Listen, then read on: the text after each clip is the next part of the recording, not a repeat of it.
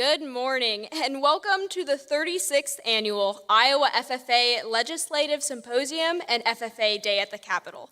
On behalf of the entire state officer team, thank you for making the effort to join us here today for this learning experience, whether that's by connecting virtually or braving the Iowa weather to be here with us today. We greatly appreciate everyone's effort in making it here today. Coming here today, whether it's virtual or in person, you have accepted a large responsibility. You are part of only 3% of Iowa FFA members who have the opportunity to put a positive face on agricultural education and FFA, and to share our story. Today, we are representing more than 16,000 FFA members from 248 chapters. Take a moment to let that sink in. Our actions today will positively influence agricultural students and FFA members from all corners of the state for years to come. By sharing our stories about how agricultural education and FFA have shaped our lives, our schools, and our communities, we can all make a difference here today. I now welcome Haley to the podium.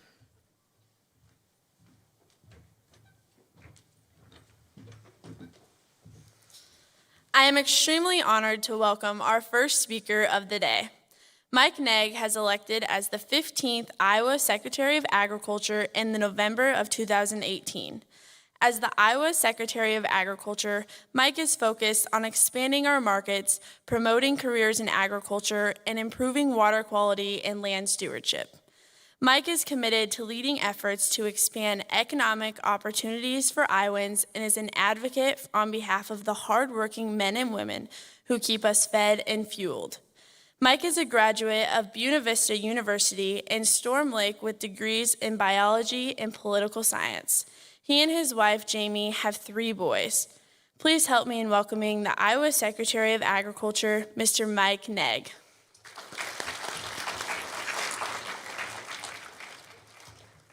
Thank you, Haley, and good morning, everyone who's here at the Enrichment Center, and for everyone out in TV land, welcome to you as well. What a day, right? We've sort of come to expect the unexpected this year, haven't we, or the last year or so. And I just want to add my thanks and my congratulations to all of you who are sitting here in this room, and for those of you who are watching online and joining virtually. You know, that's something that we've had to learn to do a lot of this year, haven't we? A lot of changes.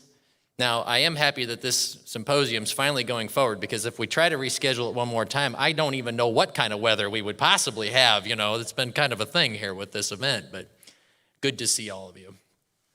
What a great opportunity, and I'm thankful that you're all participating, because as Michaela said, you know, this is an opportunity for you all to put a face and a voice with FFA and with the importance of ag education and what you all represent. And that's a broad statement to say that, what you all represent, who you are, and then the others like you all across our state. And so this is a really important thing. You know, in agriculture, it is important, it's critically important that we have a voice in the legislative and the policy-making process, right?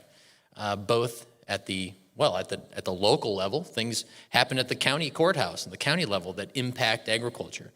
And certainly at the state level, there are any number of things, as was mentioned, from education to taxes to setting the right policy at the state level to allow us to have an opportunity to thrive and grow as a state and as an agriculture, and then absolutely at the national level. Federally, it's critically important that agriculture have a voice. And so you're a part of that today. You're a part of that, and thank you for doing that. So take the full opportunity to learn and meet people. You know, I know that many chapters have great relationships with your elected officials back home, and you should. It's a great opportunity. Invite your state representative and your state senators into your classroom and into your events. That's a great thing. But you know, when they come to Des Moines, and they're up in that beautiful capital that we have, it's important for you to come see them. You know, it's important for them to think about home and the folks that they represent when they're up doing their job. And that's the benefit of coming and visiting. Now this year, of course, is going to be a little different, and it doesn't have quite the same feel around the Capitol. There's not the normal hustle and bustle, although you all be a great sight today, filling up the halls of the Capitol. But, it's a little different, but that's okay. Folks it's still important that their voice is heard. And so I want to thank you for that. Your voice matters. Take this opportunity, and I certainly hope that you learn a lot and meet a lot of good folks today. We certainly, as we think about the last couple of years, but certainly the last 12 months, have faced a number of unprecedented challenges in agriculture. COVID-19 has impacted every one of our lives in countless ways. You all as students know that as well as anybody. The disruption to school and your livelihood, your lives. And in the marketplace, the food and agriculture supply chain has been interrupted in significant ways we couldn't have thought of a year ago had we been standing here together. And then you add on top of that some historic weather impact for the state of Iowa, a derecho, a storm that it's not an unusual thing to have a windstorm like that, or that it's not a new thing to have a storm called a derecho, but what is different is the fact that it went from South Dakota to Ohio. The fact that you could drive from Carroll County to Clinton County in the state of Iowa and see tremendous damage. And of course, we had historic levels of drought as well. If nothing else had happened last year, and just the drought, we'd be talking nonstop about the fact that 99% of the state of Iowa was in a drought last year. All of that had a significant impact on us. And yet, as we closed out 2020, and as we enter 2021, even though there's uncertainties to be sure, there's a growing level of optimism. I think you all would agree, we feel it. Part of it is we're agriculture people, and we know that every year we put a new crop in the ground, and we hope and pray and are optimistic that that's going to produce. Prices are up, exports are up, and there's always an opportunity for a better year. And so there is a lot of optimism. But we need to learn the lessons that last year taught us. And we all want to forget as much of last year as we can, but we need to learn those lessons and apply them going forward. Today, in fact, I may see you up at the Capitol. I will be presenting on my budget to the Agriculture Subcommittee of the Appropriations Committee. So I get a chance to sit down in front of legislators today and have my voice heard on your behalf, talking about the things that are important to us, applying some of those lessons learned, staying on track with water quality and soil health, investing in animal health and preventing foreign animal diseases, trying to create new opportunities and new markets through value-added agriculture grants, making sure that we're advancing on renewable fuels and a number of other things. But that's what I'll be doing today about 10:30. So as I'm finishing that up, I think y'all will be maybe arriving up there, and so maybe I'll get to see you in the Capitol as well. To those of you, every one of your chapters, again, thank you, and I would love to come visit you. I'd love to know what's going on in your particular school or your chapters. If there's things that are going on, you want to invite me, I would love to do that. Or if you're back in Des Moines sometime, make sure you reach out to us. Come see us at the Wallace Building. I would love to introduce you to some of the members of my team. But again, take the opportunity today to be out and about, to be here in person, to meet a lot of folks, and enjoy your day learning about this important process. It's critically important that you do put that great face on FFA and Ag Ed all across the state of Iowa. So thanks. I'm going to skip out of here pretty quick because I got to get up to the Capitol and do my work today, but I'll look forward to maybe checking in on you here in a little bit. Thanks, and safe travels on the way home too. Thanks.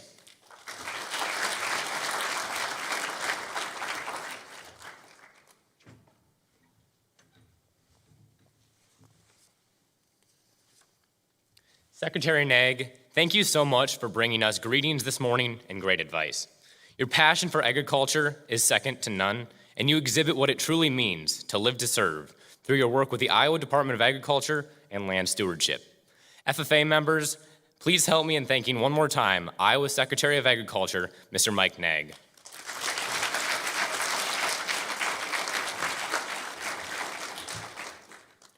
Craig Hill of Ackworth was elected president of the Iowa Farm Bureau Federation in December of 2011, serving more than 156,000 families across Iowa who belong to the largest farm organization in the state.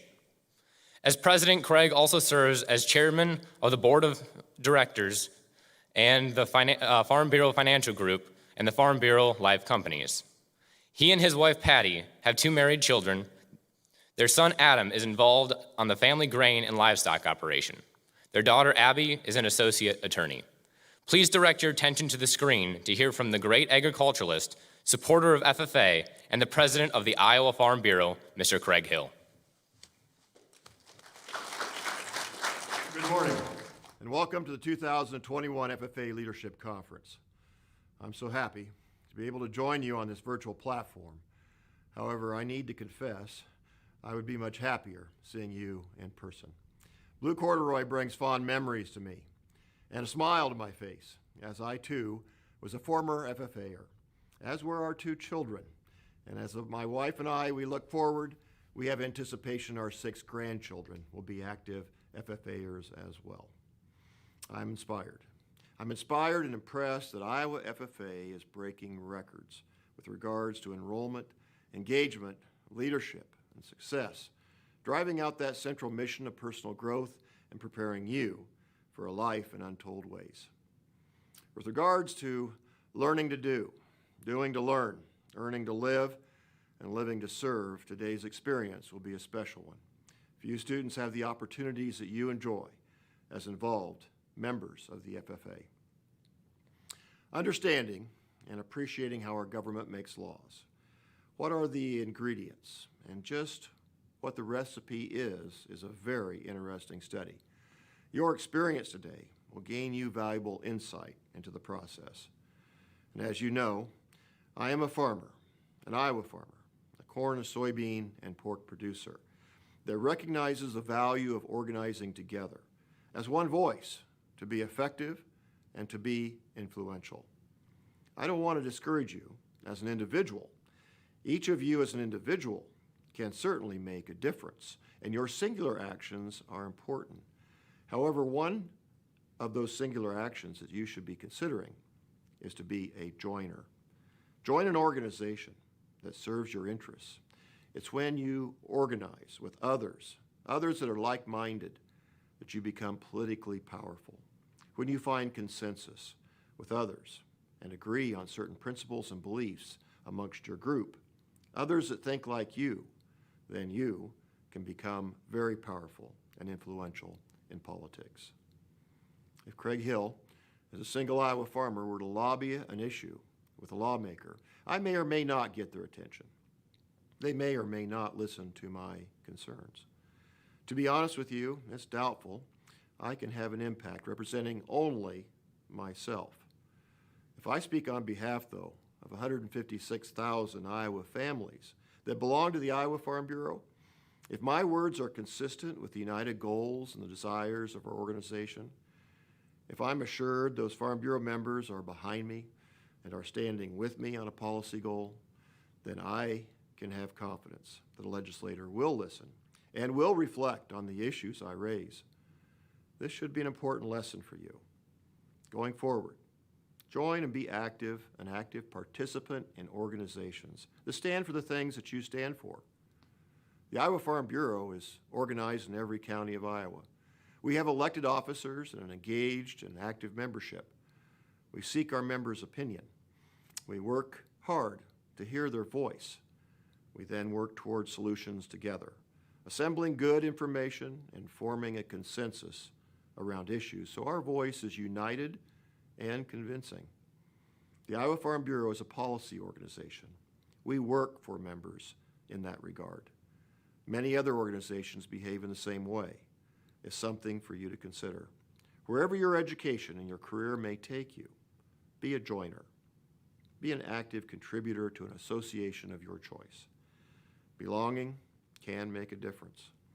While FFA is not a policy organization, and you are not organized to be an active lobby, the training and the lessons you learn in FFA, for example, how to conduct a meeting, will set the stage for you to rise up and be a powerful force in whatever organization you seek to be involved in.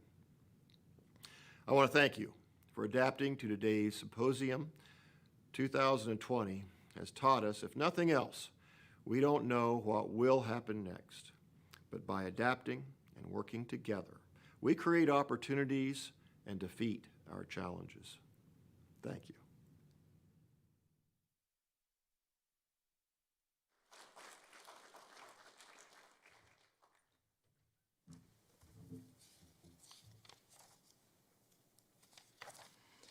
We thank Iowa Farm Bureau for their continued support of the Iowa FFA and agricultural education in the state of Iowa. We appreciate Mr. Hill taking time to share his message with us today, and let us give Iowa Farm Bureau and President Mr. Craig Hill a round of applause.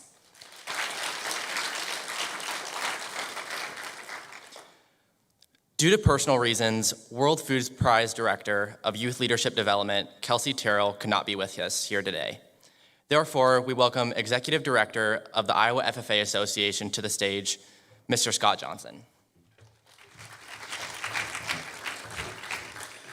Good morning, and thanks for being here today. And as Blake had mentioned, we got a notification here about 7 o'clock this morning of some personal conflicts for Kelsey, and wish she could be here with us because you would much rather be listening to her than to me right now. So after 2.5 solid hours of taking notes, I now have my polished professional presentation for you. And that's a dry wit humor joke, so thank you for those that chuckled at that. Hey, we're going to make do here to try to fill in a few pieces of what Kelsey would normally share, along with a few ad libs on my end before I turn it over to the state officers to give you some examples here, kind of going through that visit process. So some things you want to take note or I want to be able to share with you. As Blake had already kind of reiterated, we do appreciate the longstanding support from the Iowa Farm Bureau Federation over the years. They have been a sponsor or supporter of this event for decades, and we really appreciate the long-term partnership that we continue to have with them. Many of you probably come from Farm Bureau membership families, and it's great to see our two partnering organizations doing what we can to advocate for the agricultural industry in Iowa through events like today. Secondly, given our circumstances with the weather and Mother Nature, I can't express enough how much I appreciate the FFA advisors and school officials and transportation directors and your families and yourselves and those of us connecting online through the virtual connections that we have set up today in order to still try to make as positive of an impact today through the events, even though this is not a normal year and compounded, besides the pandemic, all of these weather issues. So this is the first time in this program in 10 years in my position that I'm here speaking to you today from the podium. I'm typically not a person that's up here in front of you doing this. We rely on others who have more expertise than I do. So I appreciate you bearing with us today. And thank you once again for everybody making the effort to be engaged in whatever way is possible.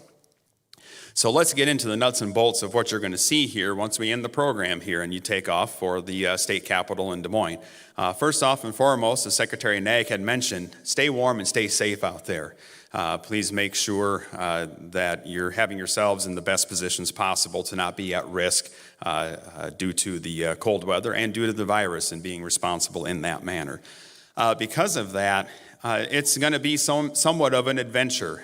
In your portfolios is a map of the Capitol complex that has the parking lots, and will identify visitor parking lots.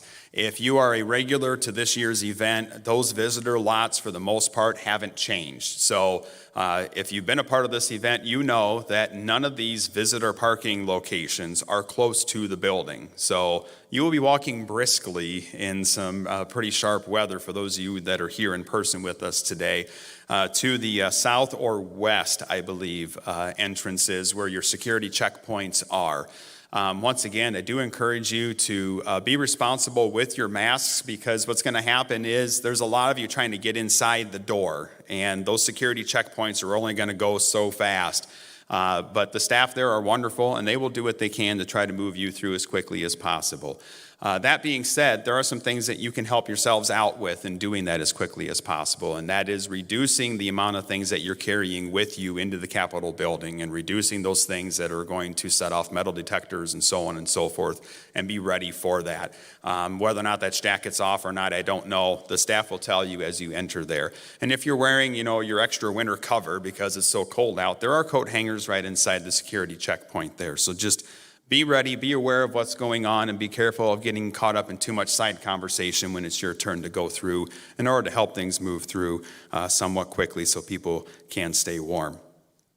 Once you do that, you're going to proceed to the chambers, to the first or second floor of the rotunda. It's been a while since I've been there, but you're going to proceed to the entrance area of the chambers where you will go through the process of summoning your respective legislators and who you have those visits scheduled with. And depending upon when you have those appointments, we are scheduled to have our FFA Week proclamation signing with the governor at 11:30. So it will be somewhat quick turnaround, kind of be ad lib. The signing will be on the east side of the rotunda on the first floor, and if you've been in the Capitol before, you know you can pretty much see everything that's going on in the rotunda on multiple floors. So you'll be able to see what's going on there and be able to be where you need to be when you need to be there. So before or after the proclamation signing, you'll go through that process of summoning for your legislator at the entrance of the respective chambers for the Senate and the House. And at that point, if they're available and able to come out and visit with you, they will be doing that. Hopefully, many of you have your predetermined appointments already set. So what are some of the things that you're going to talk about? Well, I'm going to leave that to the officers to kind of go through that example visit, okay, and the materials that are in your portfolio. And you can talk about those things with your advisor as well en route to the Capitol. But some things that you need to note. Many of you might personally know who you're visiting with today. And it's okay to have that personal conversation with them. If you don't know them and they don't know you, they're going to ask you where you're from. They're probably going to ask you who your parents are, or what your parents are guardians, or what your parents or guardians do. Because unlike say at the federal level where there's a larger area that these elected officials are representing, state, House, and Senate districts for many of us are relatively small. Relatively localized, and you're talking with somebody who truly is a citizen representative of you in state government. They are people who live and work in your area, and they are community members just like you are. So prepared to have those kinds of conversations. And actually, just for a moment here, I want all of you to take just a couple of seconds and actually practice giving an introduction to the person sitting next to you. So we're going to take a couple seconds here. I want you to pair up with somebody sitting next to you, preferably somebody from your school, because social distancing and responsibility with that as well. Okay. Here's what I want you to do. We're going to go through the process of introducing yourself as if you're introducing yourself to your respective legislator. So your name, where you're from, who your parents are or guardians, and what they do. I want you to do those things. So I'm going to give you about 15, 20 seconds for one person to do it one way and for the other person to do it the other way. So I'm just going to hold off for a minute and let you give that a practice run.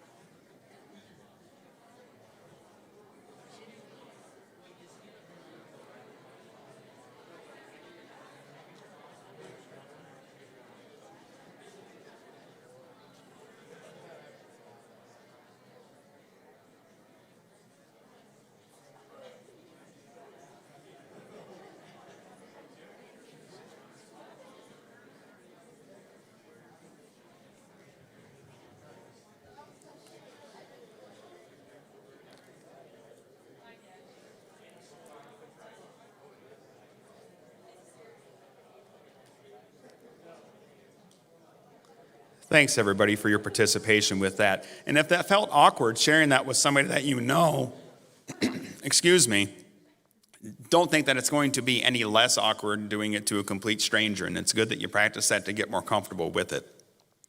And I encourage you to polish that off en route to the state capitol and be ready to be able to do that. Be prepared for your state legislator to want to get to know you and who you are. And thus the reason for parts of that introduction. The contents of the portfolio that is our FFA material and agricultural industry related material are things that the state officers will go over with you shortly. So I'm going to skip over that to allow them to address that with you. But in the midst of having these conversations, be prepared also for your state legislator besides wanting to get to know you, it's okay to want to get to know them.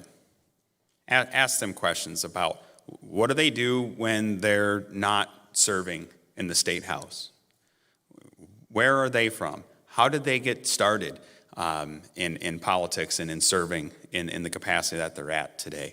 Ask questions about the legislative process and what are some of the challenges and so on. I encourage you to try to get to know them and who they are and what they do as well. So some things to note during the conversation, of course. We are, as a state FFA organization, respectful of the decisions and policies that are set forth by our policymakers. So it's important to understand that, masks and social distancing and mitigation for the pandemic and for coronavirus are politically polarizing and politically charged conversations. And I'd encourage you to kind of sidestep that issue and not address that too much. But I would totally expect some to ask you kind of what your experience has been like in school and being in person and hybrid and so on. And it's okay to share your perspective of that, okay? But please stop short of criticizing any policy that's out there. Try to remain positive, but keep it real with what your experiences have been like. That is completely okay. However, in the conversation of wearing the masks in the Capitol, I do not believe that they are necessarily required. However, it may be a requirement of your school system or a school activity. And thus, we are strongly encouraging you. Officially, I can't require you to wear them because that's not necessarily a policy that we have set. But out of courtesy of others who maybe have those policies to follow, we strongly encourage you to wear them during your time that you're in the Capitol. We do understand that there are going to be opportunities by which you're going to take some pictures, okay? And there might be a preference of removing the mask for the purpose of taking the picture. For many of you being involved in school activities, you've probably seen this already.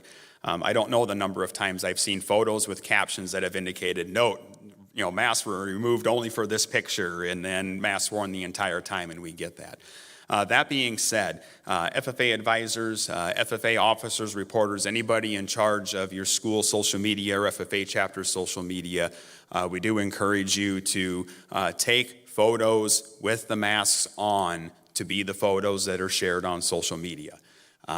In the social media public court of opinion, there is a lot of criticism out there at this point. So if you take the pictures without the mask and you use them for local use and you're using them for future slideshows or somewhere post-pandemic, and so on, by all means, please do so. I think you have the option to be able to do that.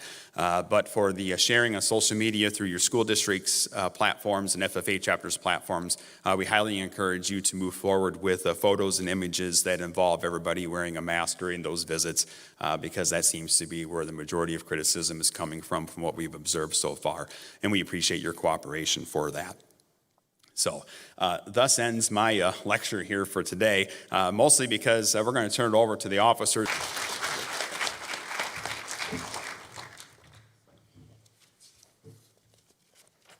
Thank you, Mr. Johnson. Now that we've heard our objective for the day, we will explore the annual report brochure that you can find in your packets that were handed to you at registration.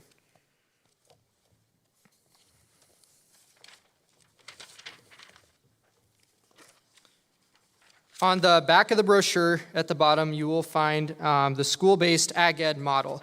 These are some really great talking points to discuss with your legislators when you're meeting with them at the Capitol today. Some of the notes that you might talk about. When we put on an FFA jacket, we become part of a total agricultural education program that will connect us to exciting careers in the science, business, and technology of agriculture. FFA is part of the 3 essential components in this system as outlined in your brochures. The first component of the 3-circle model is FFA. As FFA members, we develop our potential for premier leadership, personal growth, and career success. Our vision is that by engaging in various pursuits, we will be able to find our life passions. The second component of the 3-circle model is classroom laboratory instruction. Agriculture is rooted in education's core principles and industry's standards. The time we spend in the classroom permits exciting, hands-on opportunities that make knowledge come alive. The third and final component of the three-circle model is supervised agricultural experience, as you all know them, SAEs. Through an SAE, we create a personalized career experience related to our interests and learn how to make a difference in our communities. Be sure to use the phrase project-based when talking about SAEs with your legislators. Some other highlights outlined in your annual report and a few good points to reference to in your conversations. Agriculture adds $39.7 billion in total revenue to Iowa's economy. 20% of residents in Iowa are employed by agriculture and agriculture-related industries. The USDA projects an annual shortage of agricultural graduates to fill open positions in the agricultural industry. More than 21,000 high school ag education students in Iowa logged over 4.5 million hours and earned over $35 million through their career experiences. And 12% of Iowa's high school agricultural education instructors are eligible to retire by 2023. And with that, keep those brochures with you as you travel down to the Capitol today, and be sure to use those as a great reference talking point when meeting with your legislators.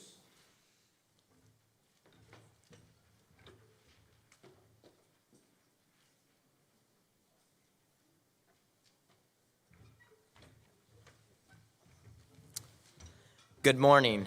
We're now going to cover some of the things to do and not to do while on our visits today. We have Haley, Corey, and Bronson with us today. I'm going to do a little skit to show us how to do the wrong and the right way when meeting with our legislators. Haley will act as one of our legislators today. Corey will be doing it the wrong way, and Bronson will show us the correct way to do this. First, we're going to start with the approach and how to approach our legislators correctly. Corey will first show us the wrong way as to how to do it. Hi, Haley. Can you please pull your mask up? I would feel more comfortable, and maybe no handshakes today. Okay. As you can see, when Corey first approached Haley, he was kind of nervous, didn't really know what was going on, maybe stuck his hand out to initiate the handshake.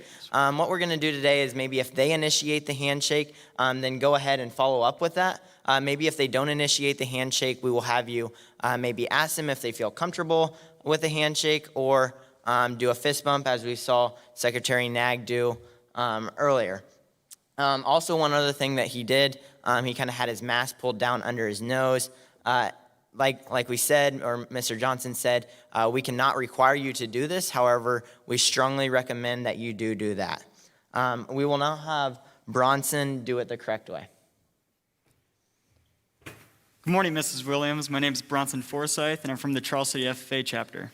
Awesome. It's nice to meet you, Bronson. Nice to meet you, too. We can tell that Bronson was definitely a lot calmer in this situation while walking up to the legislator, made sure that the legislator was okay with the handshake, and went ahead and did shake her hand. And then he said his full name, where he was from, and like Mr. Johnson talked about earlier with your introduction, talk about your parents, maybe where you're from, and your full name as well as that. So again, while approaching the legislator, we will shake their hand and then introduce ourselves and tell them where we're from as well. Next, we're going to talk about our purpose and why we're here today. I'm really only here for the grade. I'm pretty sure lunch is at noon. So, I'm pretty sure we're going to, Pizza Hut. I don't know if you're coming or not, but, I'm pretty hungry, so it's pretty cool. Thank you for coming. Yeah, it's my honor, Good day. As you can see, Corey definitely did not come in the proper way. Said the only reason he was here today is for grade. And that's definitely not what we're wanting to do. We're wanting to put a face on the FFA. You guys are the face of us. So getting your name out there, your school's name, building your program, and getting your personal self out there as well. Bronson will now show us the correct way to do this. So yeah, Ms. Williams, today I was wondering if I could talk to you about my SAE, what my chapter has been doing during COVID, and hopefully we can look at the annual report or some major talking points about FFA. I'm excited to hear from you. When Bronson was meeting with Haley, we could definitely tell that he was a lot more fully prepared and got his point across fully. Like Devin had mentioned earlier, you'll look at the different talking points in your brochure that you got today. And to kind of recap our purpose, why we're here meeting with our legislators, we're going to explain why we're visiting, get to the point, talk about our annual report brochure, and also tell our own story. Finally, we're going to be showing you how to wrap up the conversation. Yeah, so my parents and, I'm pretty sure my chapter's leaving, so. Yeah, bye. you better go catch Yeah, them. bye. Have a good one. It was nice to meet you. Sure.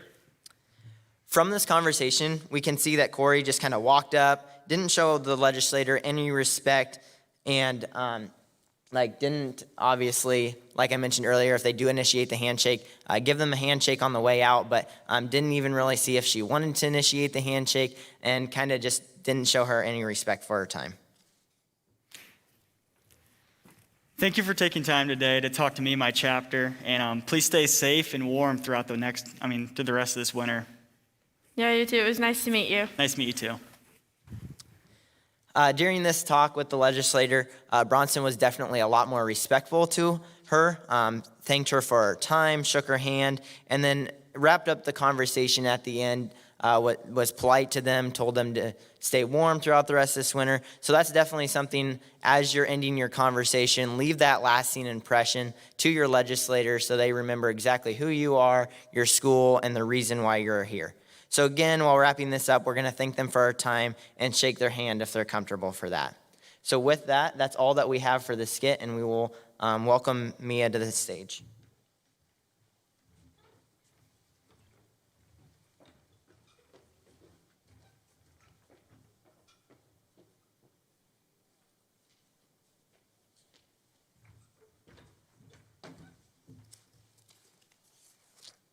As we were going to wrap up the program here and then we're going to head to the Capitol, I'm just going to go over a few more logistical information like Scott talked about.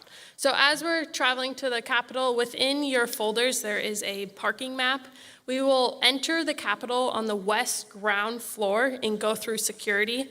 When we're going through security, we're going to want to avoid extra baggage, as this will slow down the process as we will be going through metal detectors. We should also remember to clear out anything extra in our jackets, including buttons, papers, stuff like that, and there can be no pocket knives or weapons going through into the Capitol as we will be going through metal detectors. When we're entering the Capitol, we're not 100% sure, but jackets and belts might have to be taken off before we go through the security checkpoint. Once we are through the security checkpoint, let's put our jackets back on and make sure the whole day that they are zipped up all the way to the top and that our tallywhackers are tucked in. Let's remember that when we're in the Capitol to keep voices in check.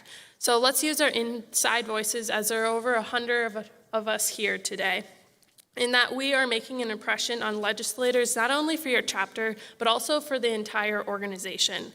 Chapters need to report to the chamber entrance and complete the card to summon their legislators for their chamber after we do the proclamation signing. And once again, let's just remember to keep our masks on the entire time, up to the top, cover our nose just to make a good public appearance. That is all that we have for you today. Good luck on your visits. We hope they are successful and positive for you. A few state officers will now be dismissing you by row. Thank you.